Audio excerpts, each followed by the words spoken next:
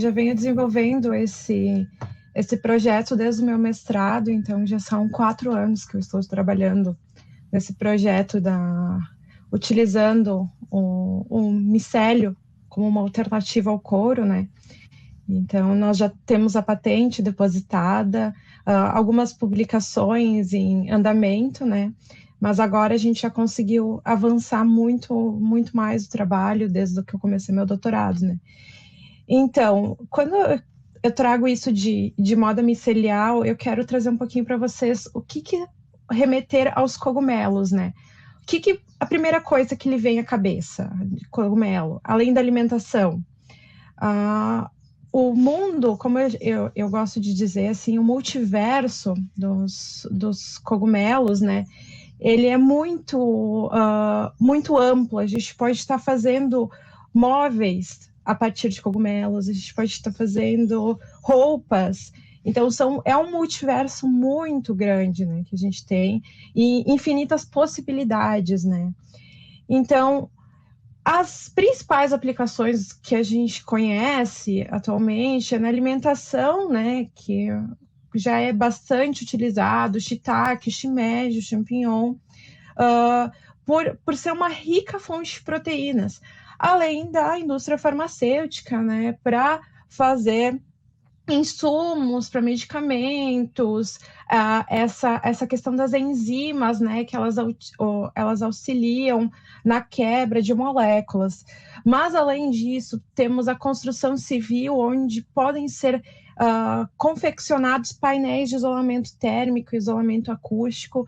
A empresa Ecovative Design, lá dos Estados Unidos, ela desenvolveu essa embalagem que é muito legal para substituir o isopor. Então, é uma substituição renovável.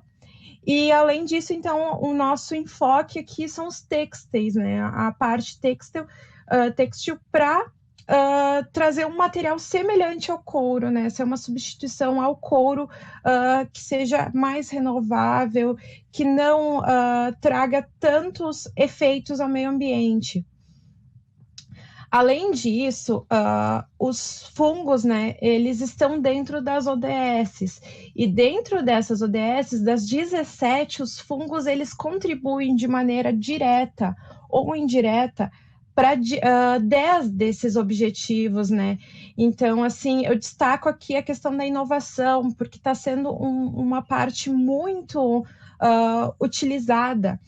Os fungos, eles têm uma aplicação enorme, e eu acredito que futuramente vai ser uma coisa que a gente vai ter comum no nosso dia a dia, a utilização.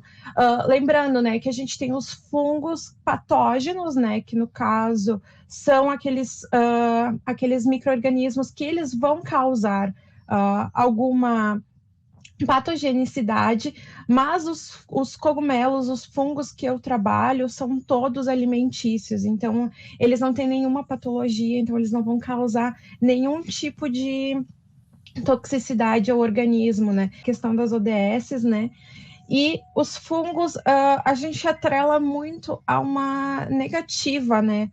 De fungo ser uma coisa ruim, mas não, são micro-organismos bons e micro-organismos ruins, assim como temos bactérias boas e temos bactérias ruins, né?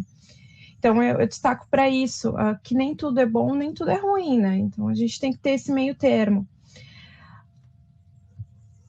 E pensando também nessa questão da economia circular, né? Os cogumelos a gente encontra na natureza, a maioria dos cogumelos que eu estou trabalhando, desenvolvendo couro, o micomaterial, eles são coletados aqui na nossa região sul, aqui, mais na região litorânea, né? Então, a gente utiliza subprodutos da agroindústria para fazer os cultivos, né? Então, a gente consegue ter essa indústria mais verde, essa indústria mais green, pensando, né, que depois que eu não quero mais utilizar, se eu voltar para a terra, né, se eu enterrar esse material micelial, ele vai gerar cogumelos. Que já aconteceu de eu fazer alguns descartes na terra e gerou cogumelos, né? Então, não vai ser uma visão, não vai ter uma prejudicial ao solo, né? Ele vai ser benéfico, tendo os nutrientes, tudo que é necessário para o cogumelo crescer, ele vai crescer e ainda até depois a gente pode estar reutilizando ele de outra forma. Então, a gente visa muito essa questão da economia circular, né? Então, trazendo um pouquinho mais lado científico para vocês, o cogumelo, então, ele tem duas partes, né? O corpo de frutificação, que é o que a gente enxerga sobre o solo, né? E a parte vegetativa, que fica sob o solo, que a gente não consegue muito ver direito, né? Que são o micélio e as hifas, né? O micélio, o que é? O micélio, ele é um emaranhado de hifas. E essa partezinha branca aqui, que eu estou indicando para vocês, seriam as hifas, né? Isso aqui é uma microscopia eletrônica de varredura do meu trabalho do mestrado, né? Então, essa partezinha branca que parece uma teinha de aranha é o micélio que a gente trabalha. Um exemplo para vocês, quando vocês deixam uma fruta estragar, começa a aparecer um bolor ali na fruta, aquilo ali é o micélio, geralmente algum micro-organismo que estava ali, algum fungo que estava ali, ele vai começar a consumir os nutrientes e vai começar a crescer, né? Então, aquela parte que eu trabalho, aquela parte mais branquinha do cogumelo, né? Então, como que a gente viu essa oportunidade de inovação na indústria da moda, né? A indústria da moda é uma das mais poluentes do mundo, sendo que dentro da indústria da moda, a indústria do couro, ela é muito poluente devido ao seu processo de curtimento, né? Que dos processos que nós temos com taninos, com curtimento com cromo, ainda o curtimento com cromo ainda tem uma vantagem, ele é um custo-benefício um pouquinho melhor comparado aos taninos, né? Mas a gente tem a desvantagem que a gente tem a toxicidade envolvida nesse processo, né? Então, isso se viu uma oportunidade biotecnológica de inovação, né? Então, a gente viu essa ideia de utilizar o cogumelo para a indústria da moda, não só para alimentos, né? Já existem indústrias no mundo que elas trabalham com isso.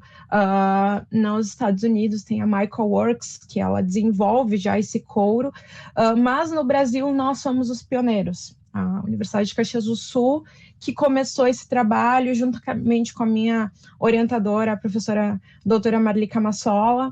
Nós começamos a desenvolver esse projeto, né? Então, desde 2019 que eu trabalho com essa parte, então, visando essa aplicação do cogumelo na indústria da moda. Então, basicamente, como que a gente faz? A gente vai pegar aquela biomassa lignocelulósica. O que seria uma biomassa lignocelulósica? Algum material que tenha celulose, algum material que seja proveniente como serragem. A gente utiliza muito a serragem, é uma matéria-prima rica em biomassa lignocelulósica. A gente utiliza o cogumelo, né? A gente faz o inóculo do cogumelo nessa biomassa, né? Então, a gente vai ter esse material à base de micélio, que é um material flexível, ele é resistente. Claro, a gente faz alguns pós-tratamentos para dar uma melhor durabilidade, né? Porque senão qualquer umidade que ele vai estar pegando, ele vai começar a ter começar a ter essa degradação. Então a gente não quer, a gente quer um produto um pouco mais duradouro, mas não fugindo da ideia do green, né? Não fugindo dessa ideia que seja um material renovável. Então, como eu comentei, né, já temos algumas alternativas biotecnológicas que elas são similares ao material, ao couro. Então, nós temos o Mylo, que é também um material semelhante ao couro, também de micélio de fungos. O Zoa, que é feito a partir de colágeno. O Mycotex, que também é um micélio, é um couro de micélio de fungos, e o Pinhotex, que eles utilizam fibras de abacaxi. Todos esses materiais, eles são fora do Brasil, nenhum é aqui no Brasil, e eles têm a patente depositada em alguns países, em alguns lugares, né? Mas no Brasil só temos aqui na UFS. Então, ele é um material que seria o micomaterial, né? Nós não podemos chamar de couro, porque couro é apenas de origem material. Então, nós denominamos micomaterial, que é esse material flexível, à base de micélio, que ele vai ter essas propriedades similares ao couro, ou seja, ele vai ter a maleabilidade, ele vai ter a durabilidade, a textura é possível aplicar, tingimento também é possível aplicar, apesar de que vocês vão ver as imagens que nós temos já dos materiais que nós já produzimos, que fica uma textura muito bonita, uma cor muito bonita do próprio cogumelo. Então, às vezes, não tem nem necessidade, a gente fica com esse material mais bonito e fica com essa ideia mais green, de um material renovável, né? Além disso, a gente tem um tempo de produção muito menor, em torno de 60 dias nós temos o material pronto, dependendo do tamanho, né? Então, 60 dias, sendo que a produção de gado leva em torno de 2 anos, e muitas vezes nós temos um couro de origem bovina que não tem uma qualidade muito boa, não tem um padrão do material, né? A gente sofre também muito com a questão de pragas, de cercas que acabam rasgando e causando ferimentos nos animais, isso tu já perde a peça inteira que provém do animal, né? Então, o ambiente também a gente consegue fazer num ambiente menor, um ambiente com temperatura e umidade controlada, que é bem tranquilo estar fazendo esse controle dos parâmetros, os nutrientes necessários, nós temos tendo uma fonte de carbono para o micro-organismo crescer, ele adora uma fonte de carbono, então é bem tranquilo para fazer esse crescimento, né? E a estrutura, né, que a gente tem não precisa ser uma estrutura de hectares, né? E um prédio com uma sala que esteja com esses parâmetros controlados, nós já conseguimos trabalhar. Então, aqui alguns dos fungos que eu trabalho, né, dos cogumelos, o Lentinus velutinus, o Stillaria hypoxylum e o Pycnoporus sanguíneos. Quero ressaltar aqui a coloração que eles apresentam aqui nas imagens é a coloração do micro-organismo. Então, o Pycnoporus, ele fica esse laranja muito bonito, o Stillaria, ele fica com essa tonalidade preta e branca, e o Lentinus, ele fica com essa tonalidade meio marrom. Então, por isso que eu comentei, né? Às vezes não tem necessidade de estar fazendo esse tingimento, que iria encarecer o produto. Então, o próprio cogumelo, ele já secreta as enzimas e acaba trazendo essa coloração. Então, o que eu trabalhei até agora, né? No meu mestrado, eu trabalhei principalmente na parte de fazer o processo, né? De como fazer. E agora, no meu doutorado, eu estou otimizando esse processo e escalonando. Então, eu comecei, como a gente tem trabalho de bancada, a gente tenta economizar ao máximo, né? Então, aqui no caso, eu utilizo refratários de vidro para fazer os cultivos. E aqui a gente começou com refratários de 2 litros, depois passamos para refratários de 5 litros. Agora eu já estou com algumas peças com tamanho de 9 litros, né? Que a gente já consegue ficar com uma peça de quase 1 metro quadrado. Então, é sim possível. Ela fica essa coloração muito bonita que está indicando aqui nas imagens. É um processo que ele é mais tranquilo para a gente fazer a recuperação, para fazer o tratamento, né? Então, é todo um processo mais green que estamos desenvolvendo lá na universidade. Então, ali, uma comparação, né, do produto, quando a gente tem aqui na primeira imagem, o produto com quando a gente retira ele do cultivo, né? E aqui o produto final, quando nós já fizemos toda a parte de conservação, a parte de secagem, a parte do pós-processamento, ele fica então com essas tonalidades. Algumas vezes ele fica uma tonalidade mais marrom, outra vez ele fica com uma tonalidade um pouquinho mais laranja, mas ele mantém essa coloração e ele não segue um padrão, então cada peça será única. Isso é uma coisa também que é um diferencial, são peças únicas. Uma pequena comparação, então, todos os materiais que nós temos alternativos ao couro, nós vamos ter vantagens e desvantagens, né? Então, todos, desde o couro animal, passando pelo material sintético ao nosso micomaterial, ele tem essas vantagens e desvantagens. Como, por exemplo, o couro animal, a gente tem muita emissão de poluentes e o curtimento com o cromo. O material sintético, nós utilizamos materiais fósseis, né, como o PU e o PVC.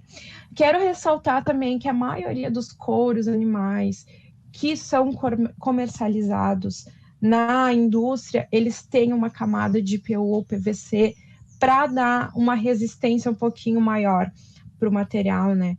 E nós utilizamos alguns polímeros que já são mais greens, como o PLA e o PVA. Então, a gente já viu uma alternativa que é viável e que fica com a mesma qualidade, né? Então, o micomaterial, ele tem a sua principal vantagem, que a gente não vai estar utilizando animais, nós vamos estar reutilizando materiais que seriam descartados, né, da agroindústria. Ele é um material biodegradável, renovável, derivado da natureza, e ele traz essas propriedades que são semelhantes ao couro, né? Claro, então a gente não a nossa principal desvantagem é obter um material que ele tenha uma uniformidade, como eu falei ali, cada cogumelo ele apresenta as suas diferenças, né? E ele vai ele não vai ter um formato padrão, ele não vai ter uma coloração padrão, né? Então a gente não vai ter um material tão uniforme. E também a sua biodegradabilidade limitada. O que acontece? A gente quer um micomaterial duradouro, a gente não quer que ele seja biodegradável. Para vocês terem uma noção, os materiais que eu comecei a trabalhar lá no meu mestrado, eles estão intactos ainda. Então, eles têm já quase 3 anos e eles ainda estão intactos, apesar de todo o manuseio e tudo, ele mantém essa durabilidade dele. Agora eu passo a palavra, então, para o Renan para explicar um pouquinho do nosso principal protótipo. Então, agora voltei, não estou mais em estabilidade, peço desculpas pelas minhas indas e vindas. Então, Oi, a gente... estão me ouvindo? Estamos te ouvindo, Bruna. Sim. Perfeito. Então, como eu estava falando, eu e a Bruna nos conhecemos, né, falando um pouco da nossa história, através da Prof. Marli Camassola, que é a orientadora da Bruna, e é a orientadora da Bruna no doutorado. E a gente via ali uma baita oportunidade de promover esse material através do design, né? Porque a gente consegue falar, a gente está muito acostumado a conversar no campo da academia, e a gente sabe que para tornar uma ideia vendável é bom que ela seja tangível, né? E uma das soluções foi fazer um protótipo.